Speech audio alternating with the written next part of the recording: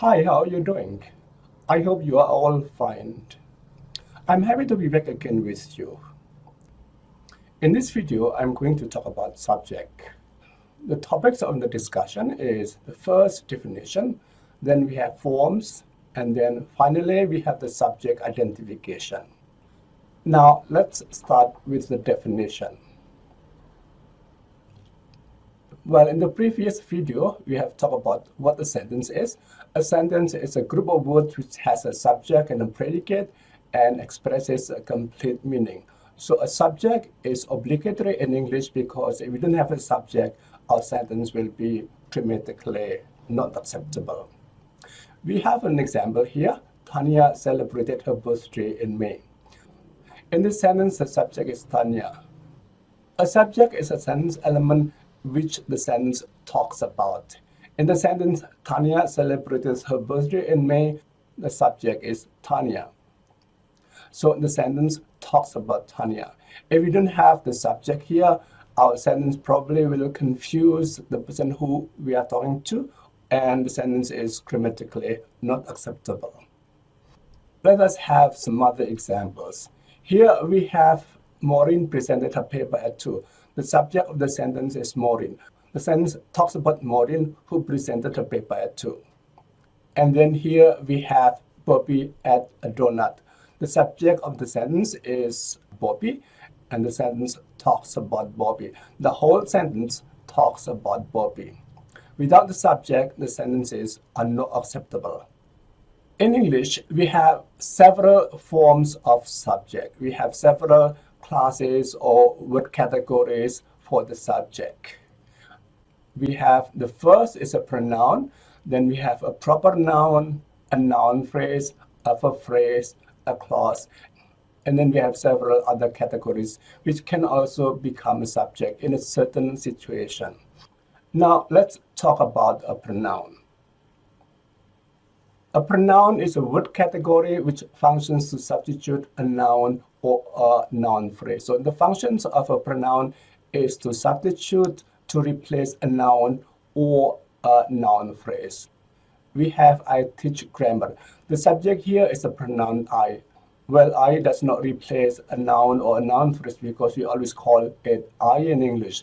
But in Indonesian and probably in other languages, some people use the name as the subject of a sentence. For example, Tujan Moko does not teach English. That's very common in Indonesian. Here, I teach grammar. The subject is the pronoun I, the first singular first person. And then we have they work in a common industry. The subject here is they. They here substitute a noun phrase. For example, the workers or the girls or the people work in a common industry. Because the noun has been mentioned before, here we can substitute the noun with they. In the last sentence, we have he walks to work. The subject here is the pronoun he. He here substitute a noun, for example, Johnson or John or the person or the worker walks to work.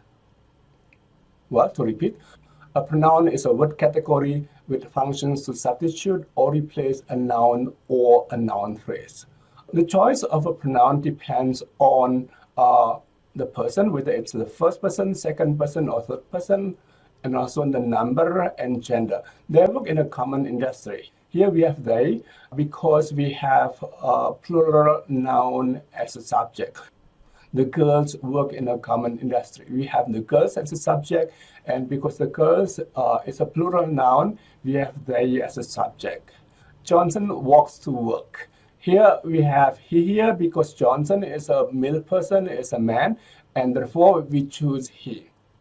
So the choice of a pronoun in a sentence as a subject of a sentence depends on the person, whether it's the first person, second person, or third person, singular or plural, and then on the number, whether the subject is plural or singular, and gender. This is if gender here is only important if we have the third person singular, whether it's Johnson, singular third person male, or Mary, a singular third person female. If we have Mary, we have she. If we have Johnson, we have he.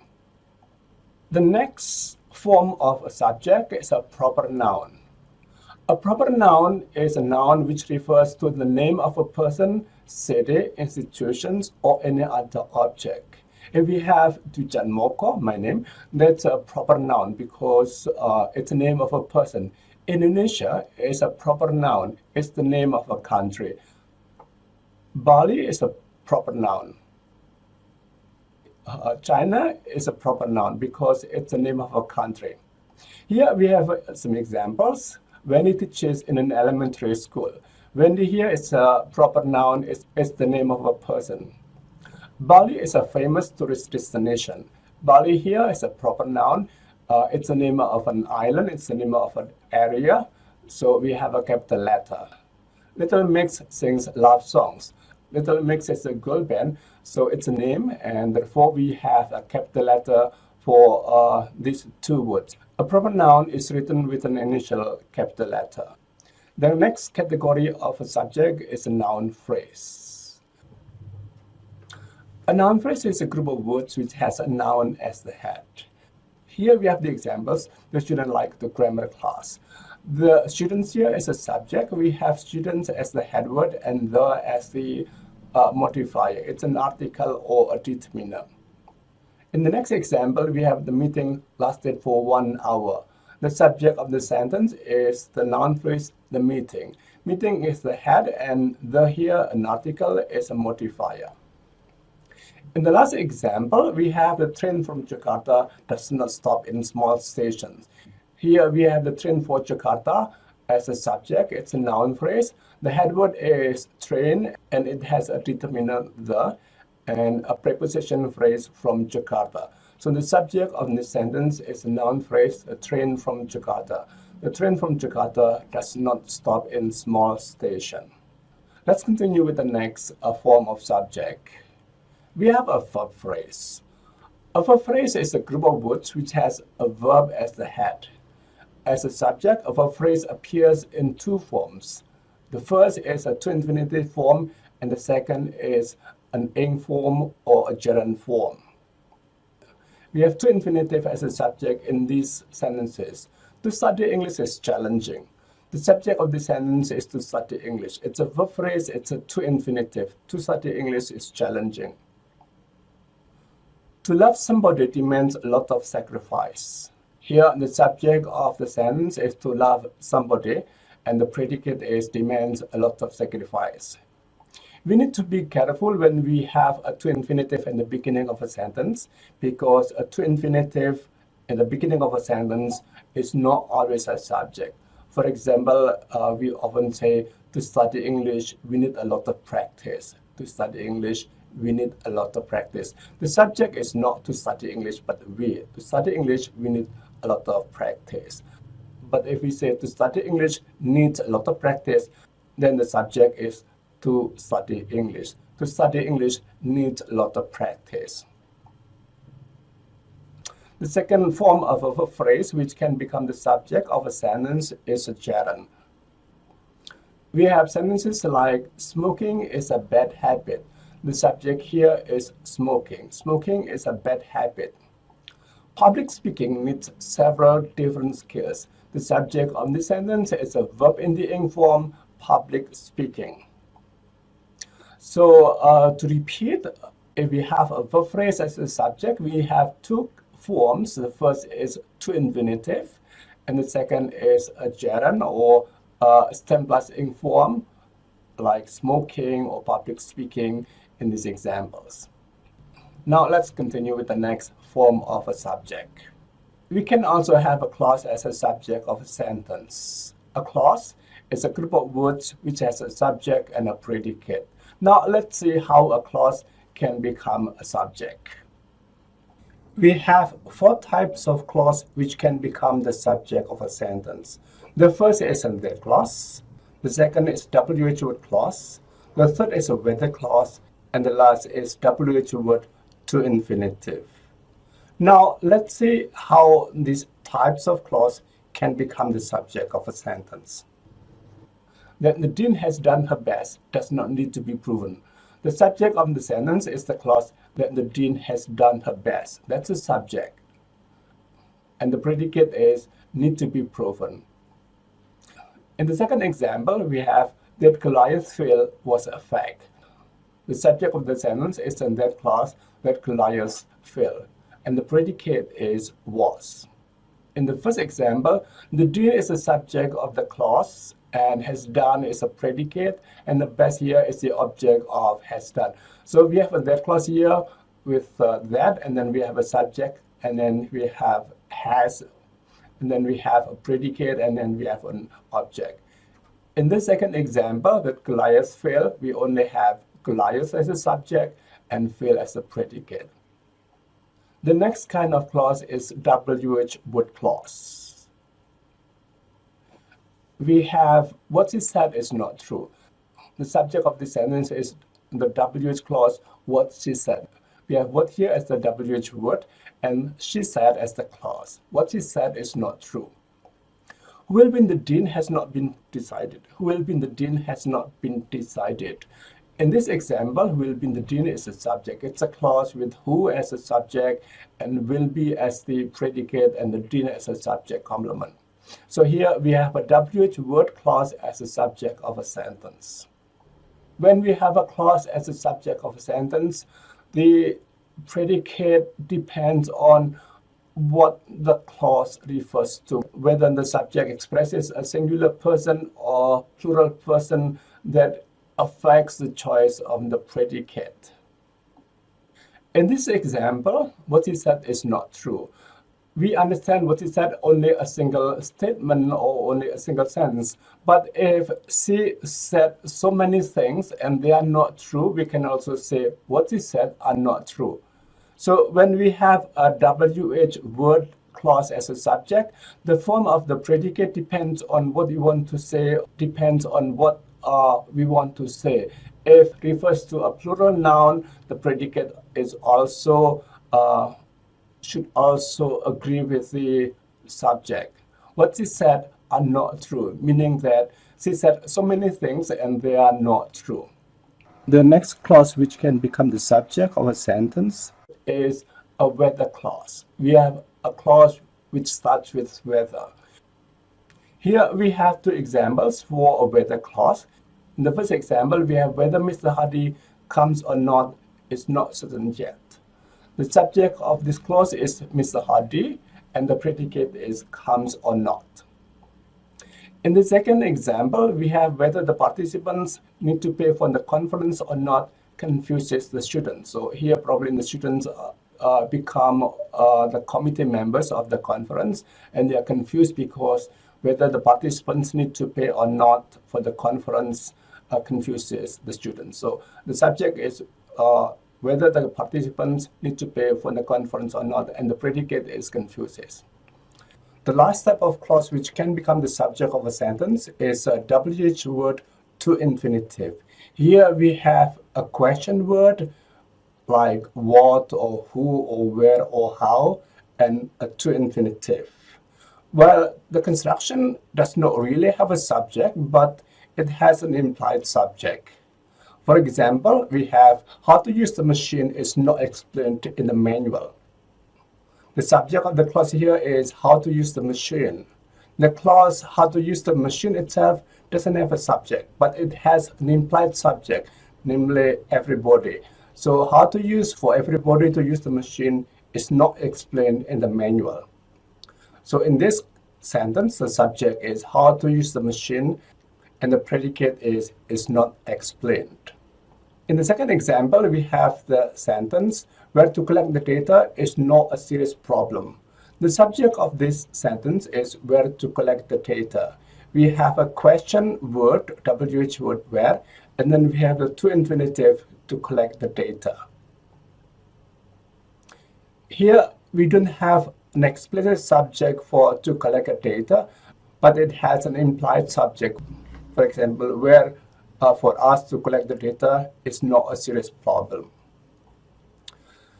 So those are the four types of clauses which can become a subject. The first is in that clause. The second is a WH word clause.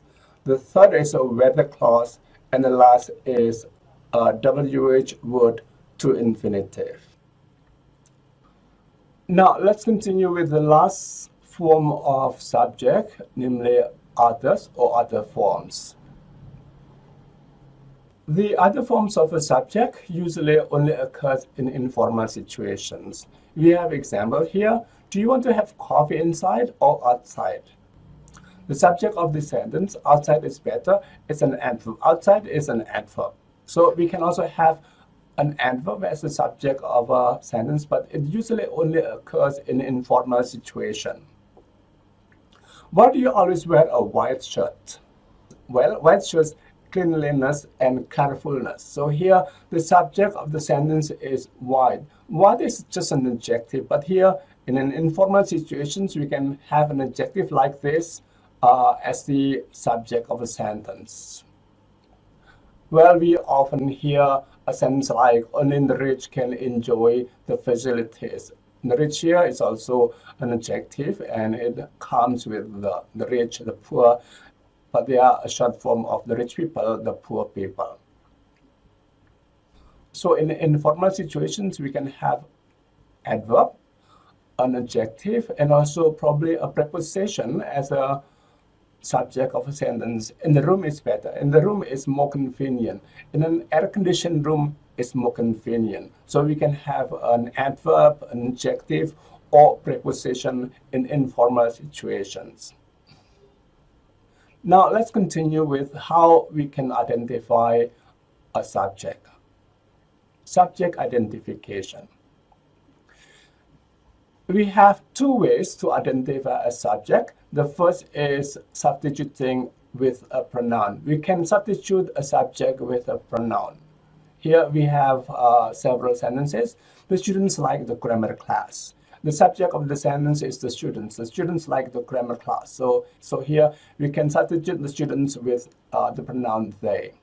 The meeting lasted for 1 hour. Here we can substitute the meeting with it. It lasted for 1 hour. Public speaking needs several different skills. Here the subject is public speaking, and we can replace public speaking with it. It needs several different skills. What she said is not true. Here the subject is what she said, and we can substitute the subject here with a pronoun it. It's not true. Who will be the dean has not been decided. Who will be the dean? It can be a he or she.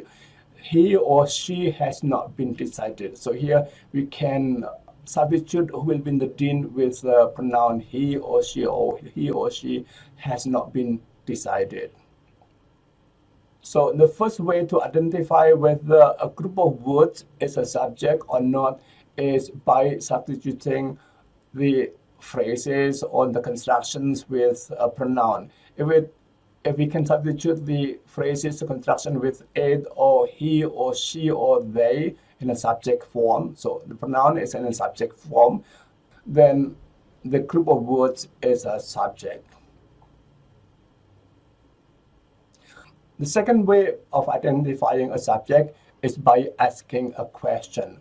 The students like the grammar class. Here, the students like the grammar class. We can ask a subject question. Who like the grammar class? Who like the grammar class? So to identify whether the student is a subject or not, just substitute the word or phrases with who or what, and then if that's an acceptable question, then the noun phrase or the constructions is a subject. The students like the grammar class. Who like the grammar class? The meeting lasted for 1 hour. The meeting lasted for 1 hour. We can ask what lasted for 1 hour. What lasted for 1 hour? We just substitute the noun phrase here with what question. And if the sentence is acceptable, is good, then that's a subject. Public speaking needs several different skills. Public speaking here is a subject. If we can substitute public speaking with what, then public speaking is a subject. What needs several different skills? In the sentence, what is said is not true, we can ask about the subject. We can say, what is not true? What is not true? The subject here is what is said, and we replace what is said with what's not true. And then in the next sentence, who will win the dean has not been decided. The subject of the sentence is who will win the dean. And we can ask about this subject by saying what has not been decided. We can replace the subject here with a question, what has not been decided. Well, to repeat about the subject identification, we have two ways to identify a subject in English. The first way is by substituting the subject with a pronoun he, she, it, or they. And then the second way is by asking a question, who, what, or which, to replace the subject. Well, those are the two ways to identify a subject. Well, to end our discussions on the kinds of subject we can have in English, we can see again the list of the subject.